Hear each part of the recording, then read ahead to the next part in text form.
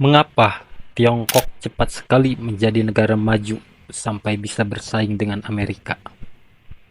Saya melihat ada strategi cerdik yang bikin Tiongkok melesat dalam 40 tahun terakhir. Tiongkok itu beda dari negara lain. Mereka punya kapitalisme ala komunis.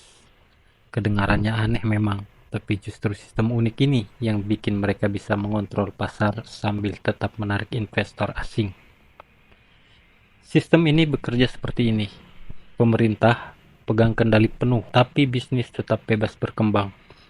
Ibarat orkestra, negara jadi konduktornya, pengusaha jadi pemain musiknya. Masing-masing punya peran, tapi harus main sesuai partitur yang sama. Tiongkok paham betul kelemahannya dulu. Mereka sadar kalau mau maju, gak bisa cuma andalkan sistem komunis kaku.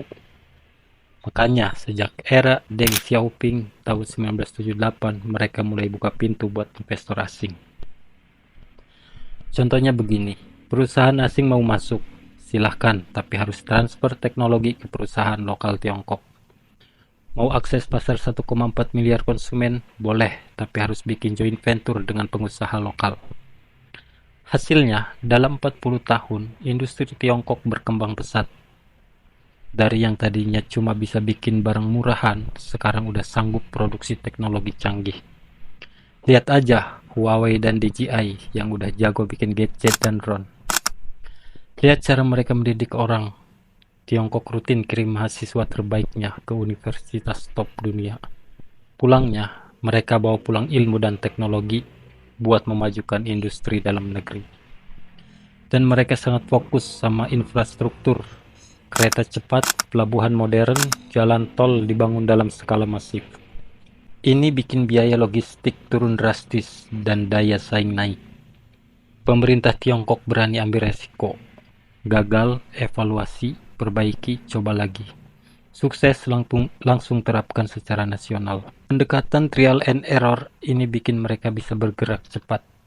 Tapi jangan lupa semua ini dimulai dari visi jangka panjang yang jelas. Mereka nggak cuma mikir 5-10 tahun, tapi sampai 30-50 tahun ke depan. Setiap kebijakan selalu diarahkan ke satu tujuan. Jadikan Tiongkok pemimpin global. Sekarang Tiongkok bukan lagi negara miskin yang cuma bisa tiru produk lain. Mereka udah jadi pionir di banyak bidang. 5G, kecerdasan buatan, mobil listrik, bahkan Amerika mulai ketar-ketir lihat kemajuan mereka. Saya nggak bilang sistem Tiongkok sempurna. Ada banyak kritik soal hak asasi manusia dan kebebasan berekspresi, tapi dari sisi pembangunan ekonomi, mereka punya formula yang terbukti ampuh. Inilah bukti kalau sistem ekonomi nggak harus hitam putih. Jadi, campuran unik yang cocok sama kondisi negara masing-masing.